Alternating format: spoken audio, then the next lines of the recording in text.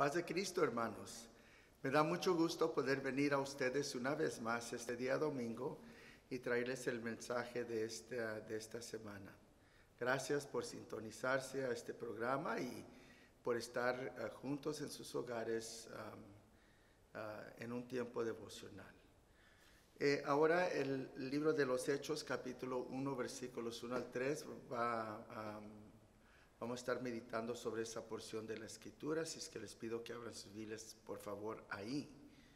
Quiero, mientras encuentran su lugar en las Escrituras, aconsejarlos, admonestarlos que se cuiden.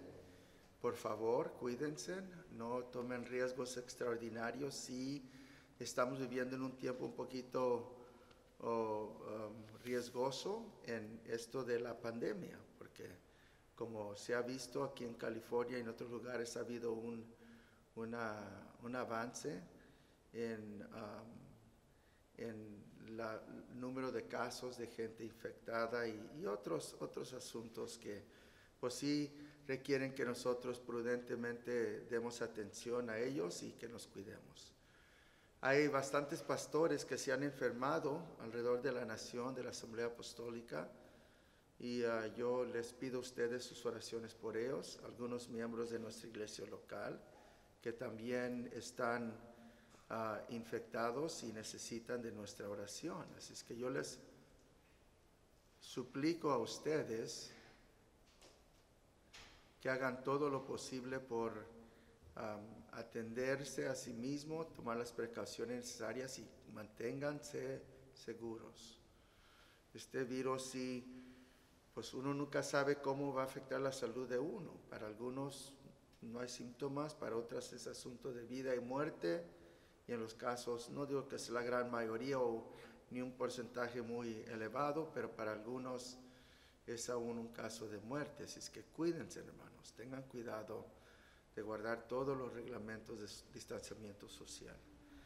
Ahora, en el libro de Hechos, capítulo 1, versículos 1 al 3, leemos nosotros lo siguiente. Dice la Escritura lo siguiente: En el primer tratado, oh Teófilo, hablé acerca de todas las cosas que Jesús comenzó a hacer y a enseñar, hasta el día en que fue recibido arriba, después de haber dado mandamientos por el Espíritu Santo a los apóstoles que había escogido, a quienes también, después de haber padecido, se presentó vivo con muchas pruebas indubitables, apareciéndoseles durante 40 días y hablándoles acerca del reino de Dios.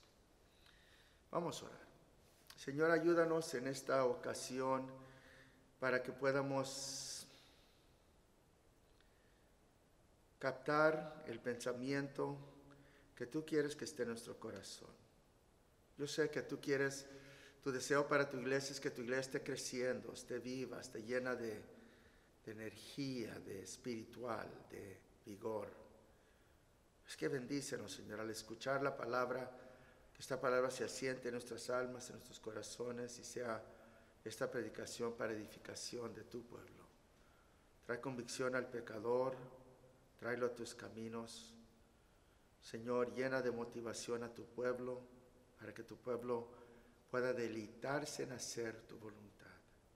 Te lo pido en el nombre de Jesús, a quien damos gloria y alabanza. Gracias, Padre. Amén.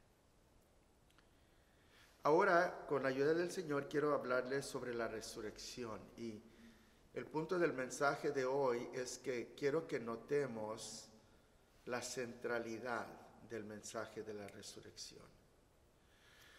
Lo que estamos haciendo es que estamos mirando el libro de los Hechos y estamos haciéndonos esta pregunta: ¿cómo es que Cristo edificó su iglesia en el libro de los Hechos? Queremos ver la obra de Dios, del Espíritu Santo, en el Nuevo Testamento y cómo eso resultó, el plan de Dios para crecer y edificar a su iglesia. La iglesia no crece solo a través del esfuerzo humano. Hay una escritura en el Antiguo Testamento que dice, si Dios no edificare la casa, en vano trabajan los que la edifican. Si Dios no edifica la casa, los trabajadores están trabajando, pero no se está logrando nada. ¿Cómo puede ser eso? Que trabajadores trabajan y no se logra mucho avance. Que los trabajadores trabajan y no hay mucho crecimiento. Que los trabajadores trabajan y hay poco fruto al fin del día. Que se esmeran y se esfuerzan y el salario está ausente. ¿Cómo puede suceder esto? Bueno, el salmista dijo, si Jehová no edifica la casa. Es decir, hay ciertas cosas, hermanos, que solo crecen si Dios se está moviendo en ello. Y el reino de Dios es una de esas cosas. Un hombre que sabe del arte de la agricultura y sabe las leyes y los principios y cómo trabajar la tierra y cómo regar la tierra y fertilizarla y cómo podar los árboles y lo que esté creciendo para que dé su máximo fruto. Una persona simplemente necesita entender ciertos principios, entonces darse a la tarea, porque Dios en la naturaleza ya puso todas las leyes necesarias para el desarrollo y el crecimiento de esa cosecha, de esas plantas de cosecha. Pero el reino de Dios no es así. El reino de Dios no crece solo porque personas trabajan. No crece solo porque gente está haciendo cosas. La célula no crece solo porque hay un líder y el líder tiene reuniones y da estudio. No, el reino de Dios crece a base de el orden que Cristo estableció. Es decir, Cristo en Mateo 16, 18 y 19, como estudiamos la semana pasada, miren el mensaje, dijo esto: tú eres Pedro, y sobre esta peña edificaré mi iglesia. ¿Quién edifica la iglesia? Jesucristo la edifica. ¿A quién usa? A Pedro. Tú eres Pedro, y sobre esta peña, sea revelación o sea el compañerismo entre Pedro y Cristo, sobre esta peña edificaré mi iglesia, y las puertas del Hades no prevalecerán en contra de ella. Sí, Cristo edifica su iglesia. Entonces, lo que vemos es que el reino de Dios crece, va a crecer, es el plan de Dios. Pero ¿quién lo hace crecer? Dios lo hace crecer. El reino de Dios crece porque Dios al fin es el que le da vida a la semilla y le da fruto a la planta. Es el Señor que hace crecer el reino. Y por supuesto que Pedro va a tener, y los apóstoles y la iglesia van a tener su papel que desarrollar. Tenemos que trabajar, tenemos que predicar, tenemos que sacrificar, tenemos que comprometernos, tantas cosas que tenemos nosotros que hacer. Pero al fin de todo, si nosotros trabajamos y nos esforzamos y todo ello, y Dios no está envuelto en esto y no estamos haciendo las cosas en el orden de Dios, por tanto que nos esforzamos, el reino no va a crecer. El reino crece en el orden que Cristo estableció. Eso es central, eso es importantísimo que nosotros como el pueblo de Dios entendamos. El reino de Dios crece, oigan bien, el reino de Dios crece según el orden que Cristo estableció. Yo creo que el libro de los Hechos revela ese orden, nos muestra a nosotros las cosas esenciales que tenemos que hacer.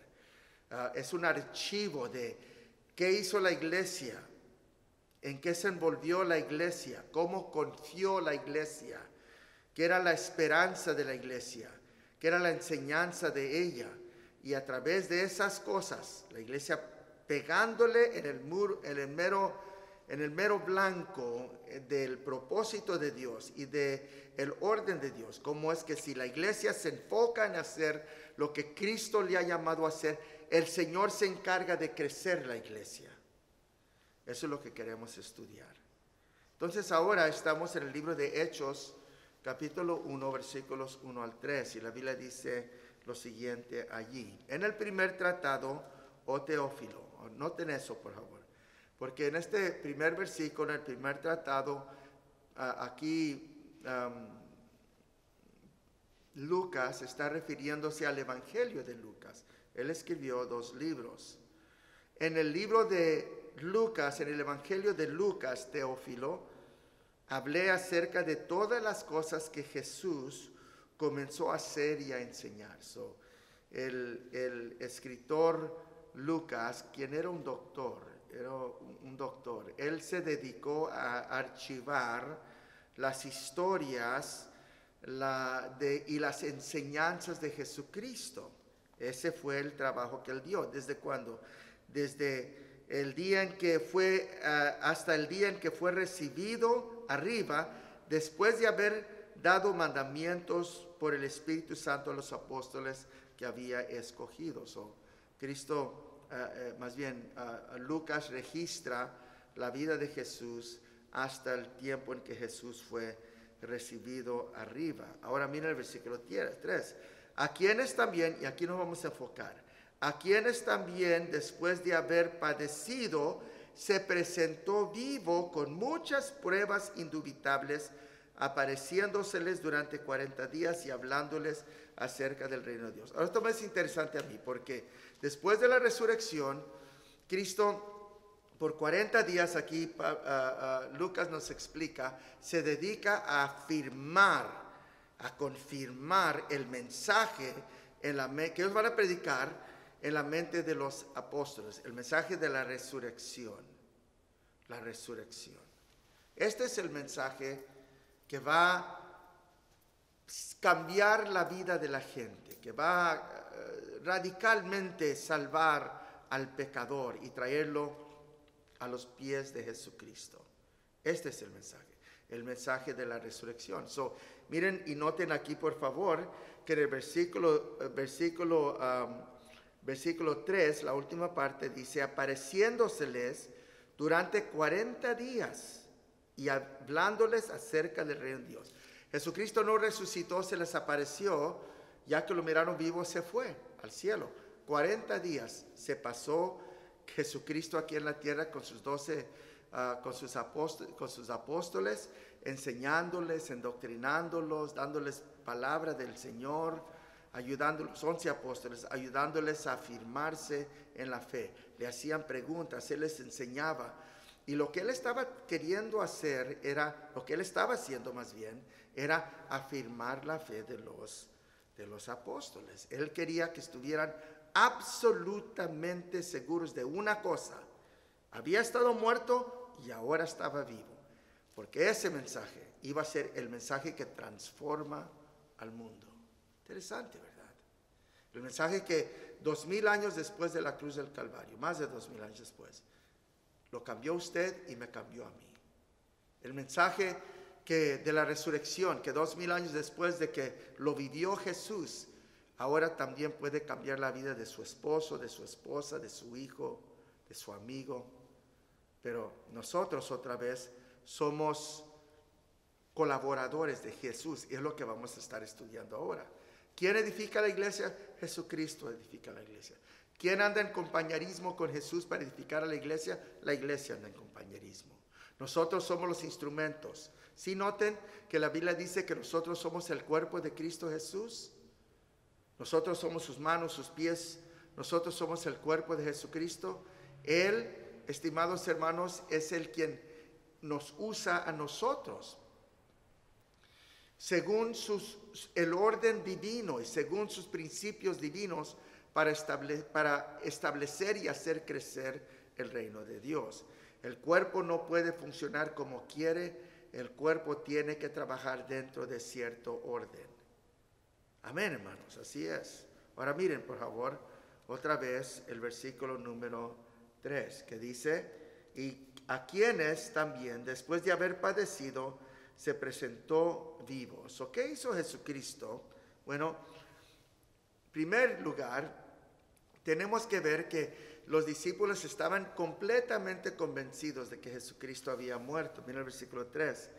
Dice, y a quienes también después de haber padecido. Es decir, la realidad más grande en la vida de los apóstoles era que Jesucristo había muerto en la cruz del Calvario. Él había fallecido.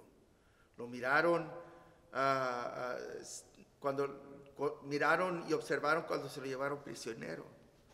Estaban conscientes de los azotes y del sufrimiento del Mesías. Estaban conscientes de la crucifixión, del padecimiento que sufrió allí en la cruz del Calvario. Estaban conscientes de todo lo que Jesucristo pasó, el sufrimiento del Mesías en la cruz del Calvario. La muerte de Jesús estaba presente en sus mentes al tal grado que el desánimo se había sentado en ellos, que ellos estaban desorientados de su misión, desenfocados del trabajo que Cristo les había dado a ellos.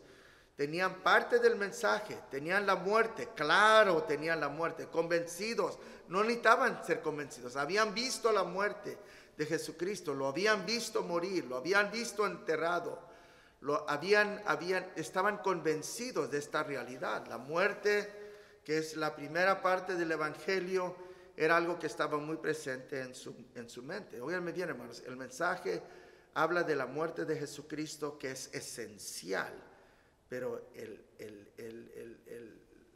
mensaje clave el mensaje que verifica el mensaje de la muerte y el poder del Calvario en la mente del creyente es la resurrección, esencial. Por 40 días Jesucristo anda con los discípulos mostrándoles y hablándoles, mostrándose a sí mismo y entonces hablándoles del reino de Dios. Noten lo que Jesucristo otra vez hizo. La Biblia nos dice a nosotros que Él se apareció a ellos. Ahora, esto es una frase que me llama a mí la atención, de que Jesucristo se les apareció. Porque la Biblia nos relata esas historias. En el libro de 1 de Corintios, capítulo 15, versículos 1 al 5, si no me equivoco, Pablo comienza a relatar la historia de cuando Jesús comienza a aparecerse a los discípulos. Vayan allí conmigo, por favor. 1 de Corintios 15, versículos 1 al versículo 7, 8. Dice la Escritura lo siguiente: además os declaro, hermanos, el evangelio que os he predicado, el cual también recibisteis, en el cual también perseveráis, por el cual asimismo, si retenéis la palabra que os he predicado, sois salvos, si no creísteis en vano. Porque primeramente os he enseñado lo que asimismo recibí, que Cristo murió por nuestros pecados, conforme a las Escrituras, y que fue sepultado, y que resucitó al tercer día, conforme a las Escrituras. Allí Él les dice, este mensaje los salva, y si se apartan del mensaje, pierden la salvación. Lo dice en el versículo número 2. Entonces, el versículo 3 les da el mensaje del evangelio, que Cristo murió por nuestros pecados conforme a las Escrituras, versículo 4, y fue sepultado y que resucitó al tercer día conforme a las Escrituras. Miren, el mensaje de Jesucristo del Evangelio es que Cristo murió, aquí está, por nuestros pecados. Esa parte es importantísima. Ya sabían que había muerto. Los discípulos, cuando Jesús comienza a revelarse a ellos, sabían que había muerto, pero no por sus pecados. Esa parte se les había escapado. Porque para poder creer que la muerte de Jesús es para perdón de pecados, se necesita una resurrección. Piénselo.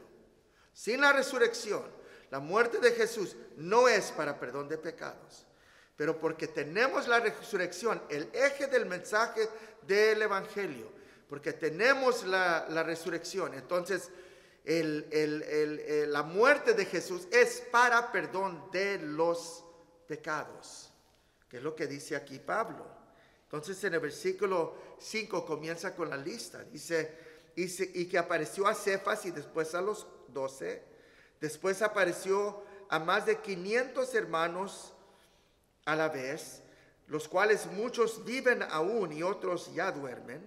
Después apareció a Jacobo, después a todos los apóstoles, y por último de todos, como a un abortivo, me apareció a mí. So Pablo comienza a hacer una lista de lo que Jesús estaba haciendo esos 40 días. Se aparece a Pedro y a los apóstoles, primero a las mujeres. Entonces se aparece a Pedro, se aparece a los apóstoles.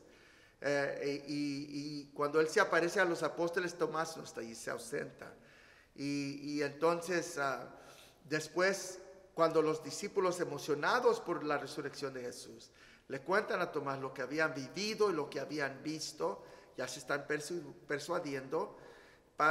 Tomás dice: yo no voy a creer a menos de que meta mi mano en su costado y meta mis dedos en sus manos. Es decir, este hombre estaba necesitando evidencias empíricas, extraordinarias, evidencias reales. Yo quiero verlo, yo quiero tocarlo, si no, no creo. Y la pregunta es entonces, ¿por qué es que no mucho después Jesús se le aparece a él? Bueno, porque la Biblia nos dice en el libro de Hechos que Jesucristo estaba apareciéndose a los apóstoles por 40 días, dándole pruebas indubitables de que él estaba vivo, de que él no estaba en la tumba. Eso es importantísimo, ¿no? Que Jesucristo los quería convencidos. Porque miren, hermanos, miren. El reino de Dios va a avanzar a base de un pueblo persuadido del mensaje del evangelio. Él vive. Estoy enfermo, críticamente enfermo. El doctor dice que no hay esperanza. Él vive. Estoy salvo. Tengo muchos pecados. He ofendido a Dios terriblemente. Él vive. Vivo mi vida sin esperanza, con un abrigo de desesperación y de ansiedad y temor. Él vive. La respuesta a los males que afligen el corazón del hombre es la resurrección. Si la resurrección es cierta, entonces la muerte de Jesucristo es eficaz. Y esto es lo que la Biblia nos enseña a nosotros. Qué tremendo es esto. Se aparece a Pedro, lo confirma. Que estoy vivo, mírenme, aquí estoy, comiendo con ustedes. Se desaparece, aquí estoy. Entonces se aparece de nuevo cuando está allí Tomás. Ándale, Tomás, mete tu mano a mi costado y pon tus dedos en mis manos y no seas incrédulo. Y Tomás, o curiosmo, theosmo, Dios mío y Señor mío, lo declara. Cree con todo su corazón. ¿Por qué es que Jesús estaba haciendo estas obras? Porque el reino de Dios iba a crecer a base del mensaje de la resurrección.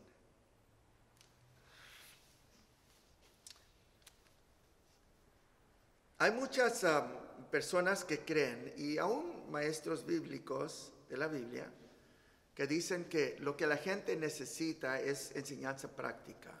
Díganles cómo mejorar su matrimonio, cómo organizar sus finanzas, cómo tener mejores hijos. Enséñenles a la gente cómo corregir su actitud, todo eso. Enséñenles cosas prácticas. Si usted le enseña a la gente cosas prácticas, entonces su iglesia se llena y la gente viene y se edifica la iglesia. ¿Está bien? Yo no digo que no se enseñen esas cosas, pero lo que yo sí quiero decir es esto, que simplemente enseñar enseñanzas prácticas no va a hacer crecer el reino de Dios. Porque lo que hace crecer el reino de Dios en el libro de los Hechos es la predicación de un mensaje poderoso que cambia la vida de la persona. Cristo vive. Cristo. Él vive. Cristo se levantó de los muertos. ¿Debo enseñar? No debo de enseñar que Dios tiene un plan para mis hijos, para mi matrimonio, para mi economía. Sí, enseña todo eso, pero nunca se le olvide regresar en cada una de esas enseñanzas al Evangelio. La resurrección, la muerte de Jesucristo. Él vino a este mundo para salvar pecadores.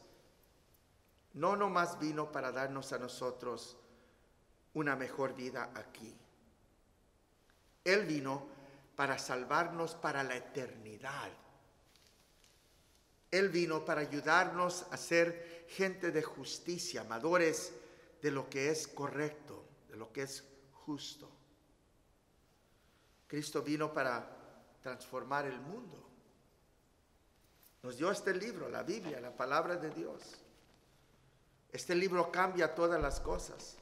Pero otra vez, escúcheme bien. Si no la pasamos nomás dando buenos estudios de grupos vida, si no la pasamos nomás predicando sermones prácticos que a la gente le gusta, el asunto no es llenar a la iglesia de gente. El asunto es tener conversiones, gente que se compromete con un Cristo de poder. Y para ello, central es el mensaje del Evangelio.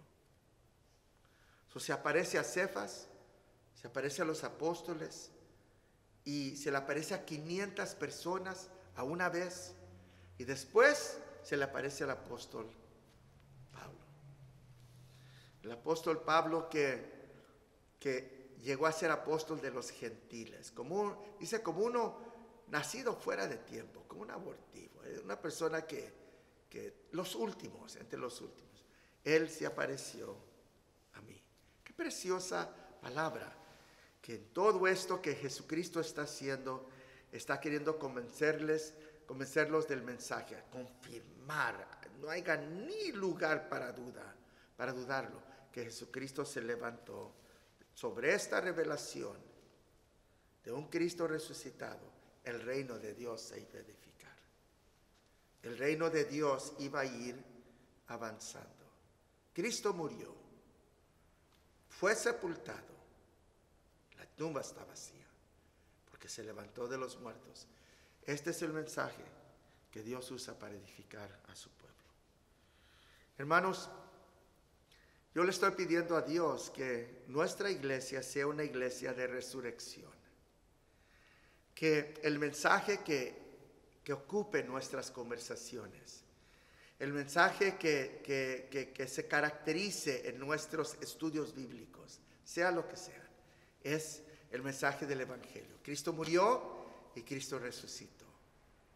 Cristo murió por nuestros pecados y resucitó para darnos vida eterna, una nueva vida en Cristo Jesús. No es de sorprenderse entonces que en el libro de los Hechos las predicaciones de los apóstoles giran alrededor de la resurrección de Jesucristo. No es de sorprendernos de que en libro de los Hechos, capítulo 4, la Biblia dice que los líderes de los judíos resentidos de que enseñaban al pueblo y anunciaban a Jesús, en Jesús la resurrección. Interesante, ¿verdad? Enseñaban en Jesús la resurrección. En el libro de Hechos 4:33, otra vez, y con gran poder los apóstoles daban testimonio de la resurrección del Señor Jesucristo. Es decir, el mensaje y las acciones de la iglesia primitiva giraban alrededor de este mensaje, el poder de la resurrección que cambia todas las cosas. La evidencia principal de que nuestra fe se vale o tiene poder, validez, es verdadera. Esto es lo que los discípulos estaban haciendo, a lo que se dedicaron. Y es a base de esto que Cristo edificó y edifica su iglesia. Este es nuestro mensaje. Hermanos, al concluir en esta ocasión, yo quiero que ustedes de nuevo piensen conmigo.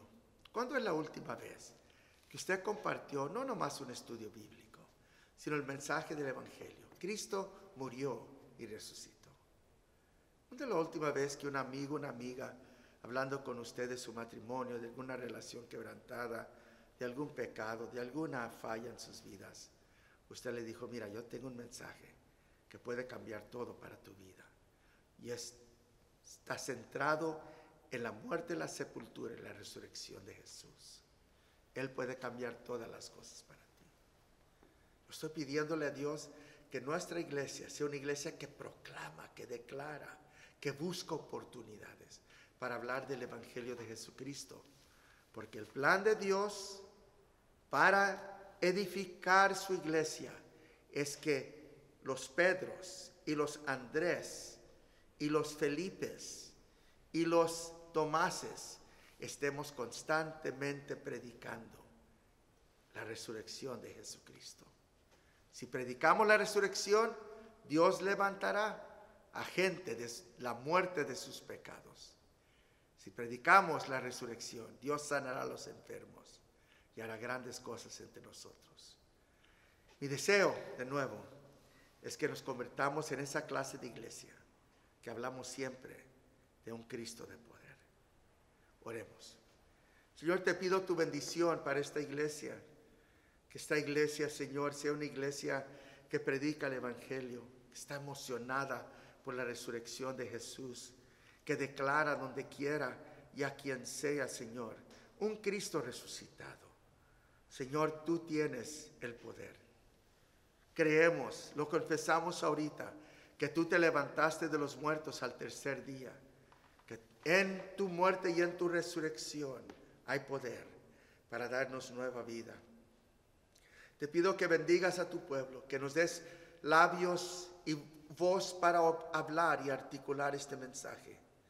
Te pido de nuevo para tu pueblo, para que cuando surjan esas oportunidades, con denuedo, con coraje espiritual, nosotros compartamos este mensaje con la gente que necesita salvación. Te lo pido en el nombre de Jesús. Bendice la iglesia de Osana. Amén. Hermanos, mi deseo es que Dios los bendiga. Los días festivos ya han llegado sobre nosotros. No se pongan en deuda.